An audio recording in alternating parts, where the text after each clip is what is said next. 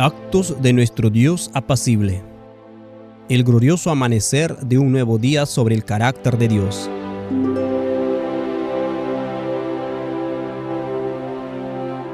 Capítulo 13. ¿Qué es la ira de Dios?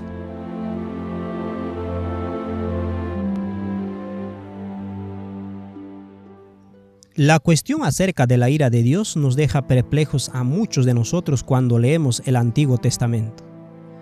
Hay muchas referencias a la ira y al enojo de Dios, pero ¿qué es su ira? Para responder a esta pregunta, será esclarecedor mirar algunos ejemplos en la Biblia. La primera mención de la ira de Dios fue cuando comisionó a Moisés para que guiara a los hijos de Israel de la esclavitud egipcia a la libertad. ¿Cuáles fueron las circunstancias que obligaron a Dios a manifestar su ira en ese momento? Leemos en Éxodo 4, versículo 10 al 13. Y Moisés le dijo a Jehová: Señor mío, no soy elocuente, ni antes ni después de que tú hayas hablado a tu siervo, pero soy tardo en el habla y de lengua lenta. Y le dijo Jehová: ¿Quién ha hecho la boca del hombre? ¿No soy yo Jehová?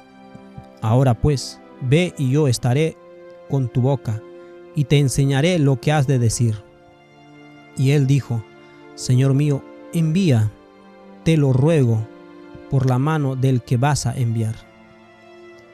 Moisés tuvo miedo de presentarse ante el faraón a solas y pidió un portavoz. ¿Cómo respondió Dios? Versículo 14. Y se encendió la ira de Jehová contra Moisés y dijo: ¿No es Aarón el levita tu hermano? Yo sé que él puede hablar bien. He aquí que él sale a tu encuentro y cuando te vea se alegrará en su corazón. ¿Cómo expresó Dios su ira? Dándole a Moisés lo que quería. Veamos otros pasajes de la Biblia referentes a la ira de Dios. Esto es Números 11, versículo 4. Y la multitud mixta que estaba entre ellos cayó en la lujuria, y los hijos de Israel también lloraron y dijeron: ¿Quién nos dará carne para comer? Y oyó Moisés al pueblo llorar por sus familias, cada uno a la puerta de sus tiendas. Y se encendió en gran manera la ira de Jehová. Y Moisés también se disgustó. Ahora versículo 31 al 32. Y salió un viento de Jehová y trajo codornices del mar y las dejó caer junto al campamento, como si fuera un día de camino de este lado y como si fuera un día de camino del otro lado, alrededor del campamento, y como si fuera de 2 codos de altura sobre la faz de la tierra. Y el pueblo estuvo en pie todo aquel día y toda aquella noche y todo el día siguiente, y recogieron las codornices. El que menos recogió 10 homeres, y los esparcieron todos por sí mismos alrededor del campamento. En este incidente encontramos nuevamente mencionada la ira de Dios. ¿Qué fue lo que hizo? Le dio a la gente lo que quería. Otro relato, 1 Samuel 8, 1 al 7. Aconteció que habiendo Samuel envejecido, puso a sus hijos por jueces sobre Israel. Y el nombre de su hijo primogénito fue Joel, y el nombre del segundo Abías. Y eran jueces en Beerseba. Pero no anduvieron los hijos por los caminos de su padre. Antes se volvieron tras la avaricia, dejándose sobornar y pervirtiendo el derecho. Entonces todos los ancianos de Israel se juntaron y vinieron a Ramá para ver a Samuel.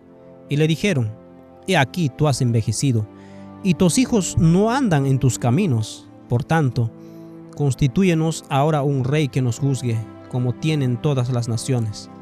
Pero no agradó a Samuel esta palabra que dijeron: Danos un rey que nos juzgue. Y Samuel oró a Jehová, y dijo Jehová a Samuel: Oye la voz del pueblo en todo lo que te digan, porque no te han desechado a ti, sino a mí que han desechado, para que no reine sobre ellos. Dios envió un mensaje al pueblo a través de su profeta Samuel, dando muchas razones por las que no sería conveniente para ellos el concederle su petición de un rey. ¿Escucharon a Samuel? Veamos. 1 Samuel 8, 19 al 20. Pero el pueblo no quiso oír la voz de Samuel y dijo: no, sino que habrá rey sobre nosotros, y nosotros seremos también como todas las naciones, y nuestro rey nos gobernará y saldrá delante de nosotros, y hará nuestras guerras. ¿Cómo respondió Dios a la insistencia del pueblo? En el versículo 22 encontramos: y Jehová dijo a Samuel: escucha su voz y pon rey sobre ellos. ¿Cómo sabemos que Dios les dio un rey en su ira? El profeta Oseas, haciendo memoria de este evento histórico, nos da la perspectiva de Dios en el papel que desempeñó en la concesión de la petición del pueblo. Leemos en Oseas 13, versículo 9 al 11. Oh Israel, te has destruido a ti mismo, pero en mí está tu ayuda. Yo seré tu rey. ¿Dónde hay otro que pueda salvarte en todas tus ciudades? ¿Y tus jueces de los que dijiste, dame un rey y príncipes? Te di un rey en mi ira y lo quité en mi furia. Estos tres relatos bíblicos muestran claramente que la ira de Dios era sinónimo de esconderle al pueblo de Israel lo que quería cuando no le convenía hacerlo. Esto debería ser suficiente, como mínimo, para sugerir que la ira de Dios puede ser definida a partir de la Biblia como algo decididamente diferente de la definición que se encuentra en el diccionario. Sin embargo, hay mucho más que esto. ¿Qué pasó cuando Jesús se enojó? Veamos en Marcos 3, 1 al 6. Entró de nuevo en la sinagoga y había un hombre que tenía una mano seca, y le miraban si le curaría en el día de reposo para acusarle. Y le dijo al hombre que tenía la mano seca: levántate. Y les dijo: ¿es lícito hacer el bien en sábado o hacer el mal, salvar la vida o matar? Pero ellos callaron, y mirándolos alrededor con ira, afligido por la dureza de sus corazones, le dijo al hombre: extiende tu mano.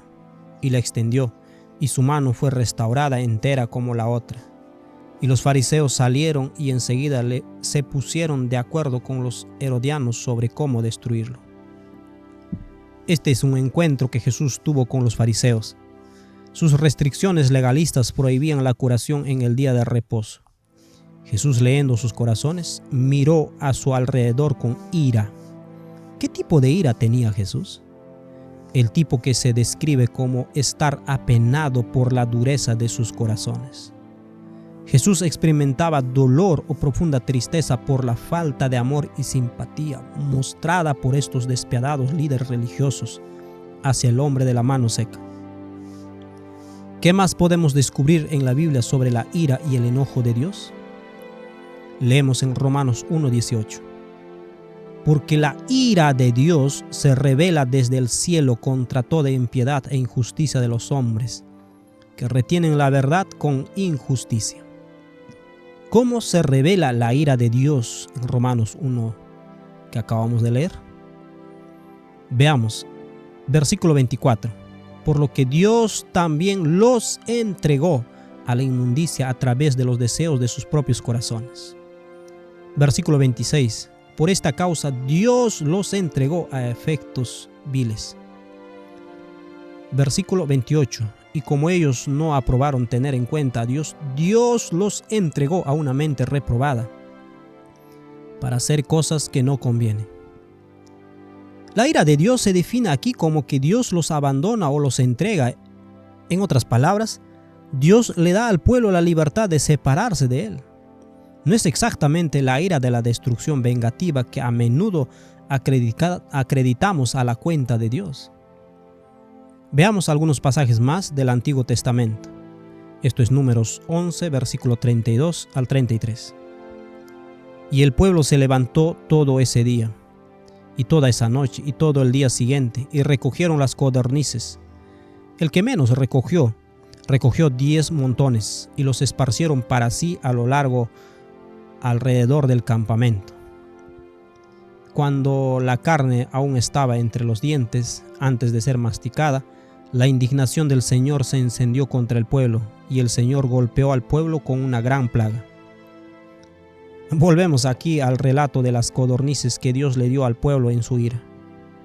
Hubo una consecuencia natural resultante de la gula del pueblo. El Señor hirió al pueblo con una plaga muy grande. Cabe señalar que toneladas de carne fresca de codorniz no durarían mucho en el entorno desértico donde acampaban los israelitas. La carne se echaría a perder rápidamente, haciéndola no apta para el consumo humano. Teniendo en cuenta este hecho, ¿qué tipo de plaga probablemente habría resultado? Con el microbio correcto y las condiciones adecuadas, la intoxicación alimentaria es una aflicción mortal. Dice el versículo 34, y llamó el nombre de aquel lugar Kibrotatawat, tumbas de codiciosos, porque allí enterraron a los codiciosos. ¿Cuál fue la ira de Jehová? ¿No se deduce razonablemente que la ira de Dios consintió en no intervenir en un evento de causa y efecto? Deuteronomios 31, 17 al 18 dice: Entonces mi ira se encenderá contra ellos en ese día, y los abandonaré, y esconderé mi rostro de ellos, y serán devorados, y muchos males y problemas les acontecerán, de modo que dirán en ese día: ¿no vienen estos males sobre nosotros porque nuestro Dios no está entre nosotros? Y seguramente esconderé mi rostro en ese día por todos los males que habrán hecho al volverse a otros dioses. ¿Qué significa que Dios esconde su rostro? ¿No son estos males los que vienen sobre nosotros porque nuestro Dios no estaba entre nosotros? Este es nuevamente un lenguaje que describe la no intervención de Dios. ¿Por qué Dios dijo que ocultaría su rostro? Por todos los males que habían ocasionado al volverse a otros dioses. ¿Y cuál sería el resultado? Serán devorados y muchos males y problemas les ocurrirán. Cuando la gente se volvió a otros dioses, se alejaron del verdadero Dios y no pudo protegerlos de las inevitables consecuencias. Leemos Jueces capítulo 2, versículo 11 al 14. Y los hijos de Israel hicieron lo malo ante los ojos de Jehová, y sirvieron a los Baales. Dejaron a Jehová, el Dios de sus padres, que los sacó de la tierra de Egipto, y siguieron a otros dioses, a los dioses de los pueblos que los rodeaban, y se inclinaron ante ellos, provocando la ira de Jehová, y dejaron a Jehová, y sirvieron a Baal y a Astarot. Y la ira del Señor se encendió contra Israel, y los entregó en manos de los despojadores que los despojaron, y los vendió a las manos de sus enemigos de alrededor, y no pudieran ya hacer frente a sus enemigos. Este pasaje describe la continua apostasía del pueblo ante el Señor. Aquí Dios los entregó en manos de los despojadores, y los vendió en manos de sus enemigos. Esto es de nuevo una respuesta pasiva a la crisis. Debido a su apostasía, Dios no pudo evitar que los enemigos de Israel invadieran sus tierras. Dice 1 Reyes 14, 15 al 16.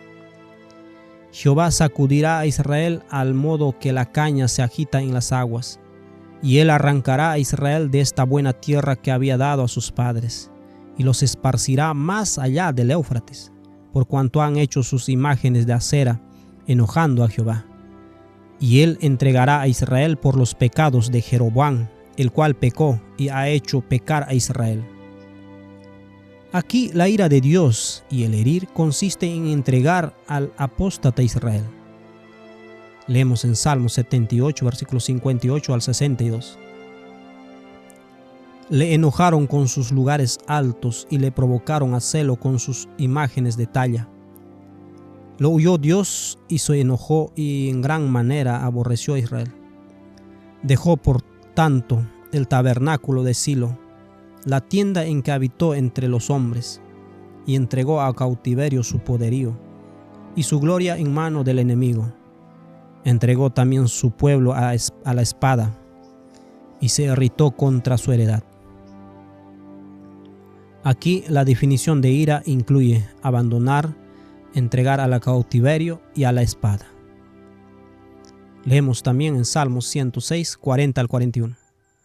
Por lo tanto, la ira del Señor se encendió contra su pueblo, de tal manera que aborreció su heredad, y los entregó en manos de las naciones, y los que los odiaban se enseñorearon de ellos. La ira de Dios es descrita aquí como entregándolos en las manos de los paganos. Dice Isaías 54:8.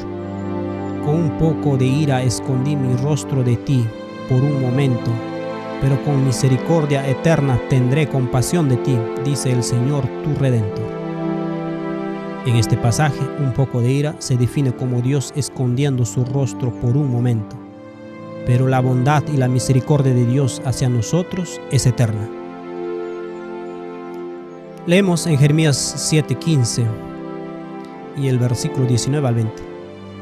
Os echaré de mi presencia como eché a todos vuestros hermanos, a toda la generación de Efraín. ¿Me provocarán ellos a ira? Dice Jehová. ¿No obran más bien ellos mismos su propia confusión?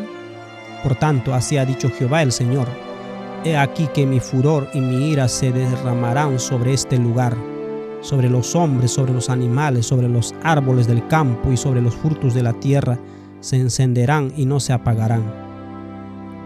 Dios pregunta: ¿me provocarán a ira? ¿No obran ellos mismos su propia confusión? Los problemas del pueblo se produjeron como consecuencia de su idolatría y no como castigo de Dios. Leemos en Jeremías 7:29.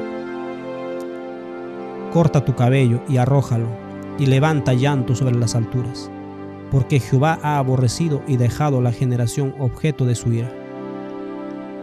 Hay más pasajes de la Biblia que usan una terminología similar, pero estos que hemos visto deberían bastar para convencernos de que la ira, enojo, indignación, rabia o furia de Dios nunca es un castigo de Él. Dios nos da la libertad para aceptarlo o rechazarlo.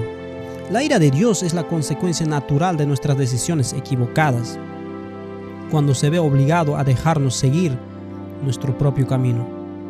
El papel de Dios es siempre un papel pasivo al que se refiere como abandonar, ocultar su rostro, ceder, dejar ir, entregar y otras terminologías similares. En su proclamación ante Moisés, Dios no enumeró la ira o el enojo como atributo de su carácter. Leemos en Éxodo 34, 6 al 7. Pasó Jehová delante de él y proclamó: Jehová, Jehová, Dios misericordioso y piadoso, paciente y grande en misericordia y verdad, que guarda misericordia a millares, que perdona la iniquidad, la transgresión y el pecado. En Números 21, 5 al 6. Y el pueblo habló contra Dios y contra Moisés: ¿por qué nos hiciste subir de Egipto para morir en el desierto? Porque no hay pan ni agua, ni nuestra alma aborrece este pan liviano.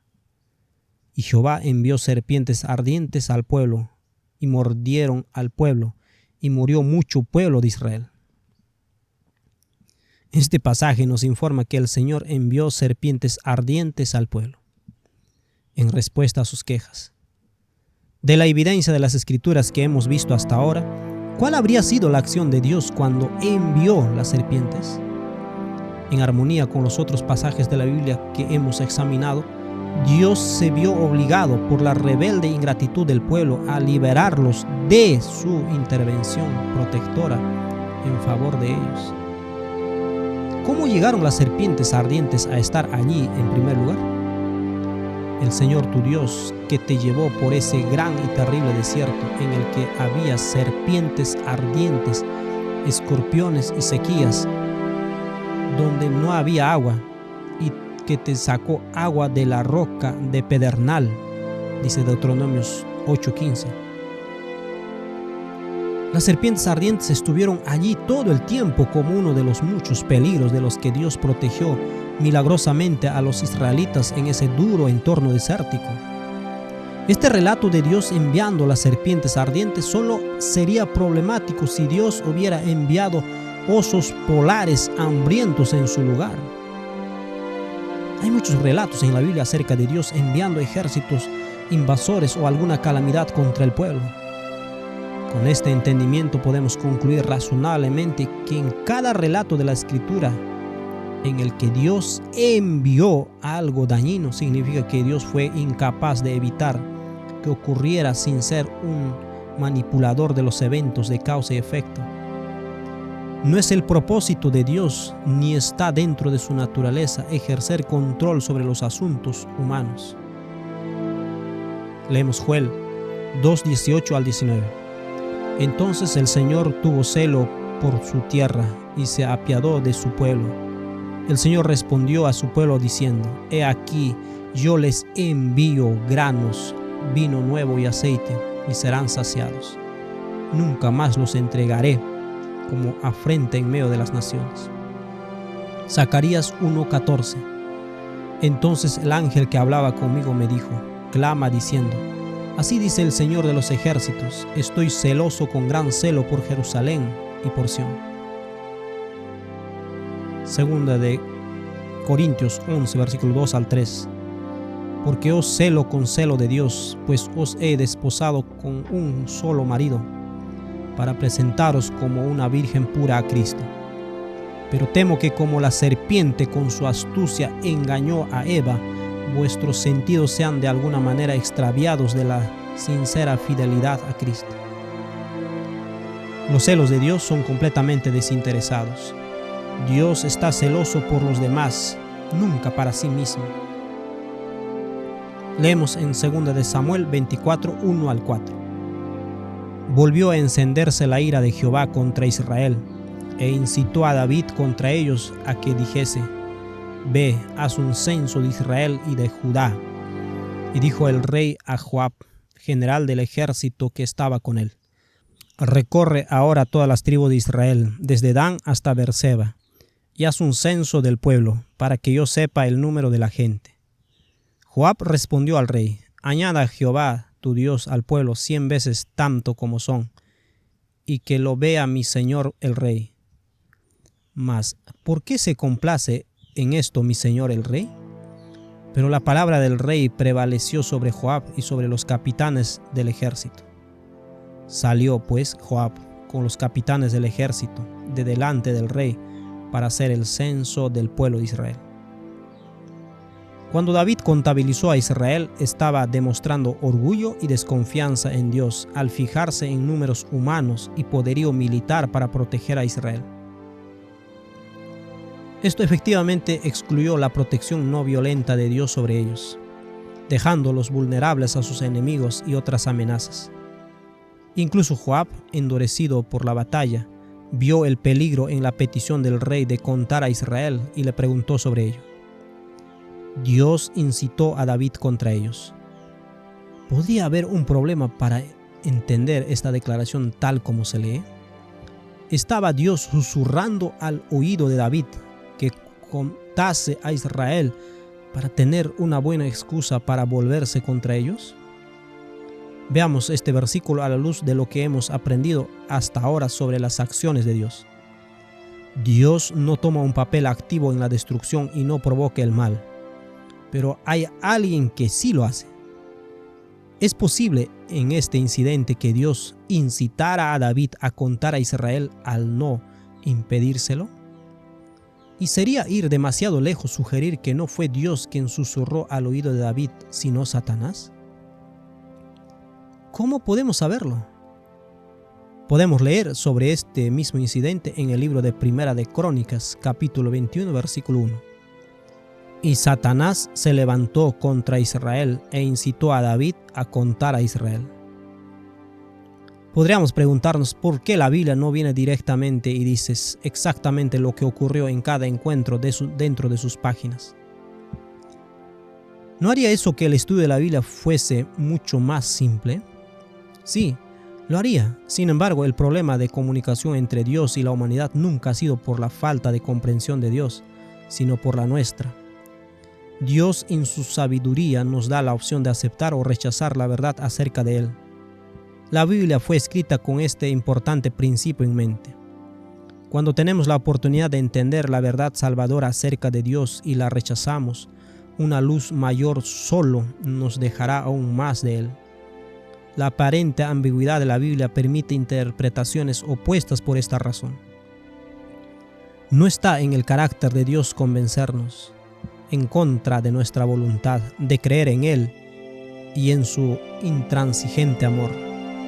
Al mismo tiempo, la Biblia proporciona abundante evidencia para aquellos que están buscando encontrar a nuestro amoroso Dios. Dice la promesa de Jeremías 29:13: y me buscaréis y me encontraréis cuando me busquéis de todo corazón.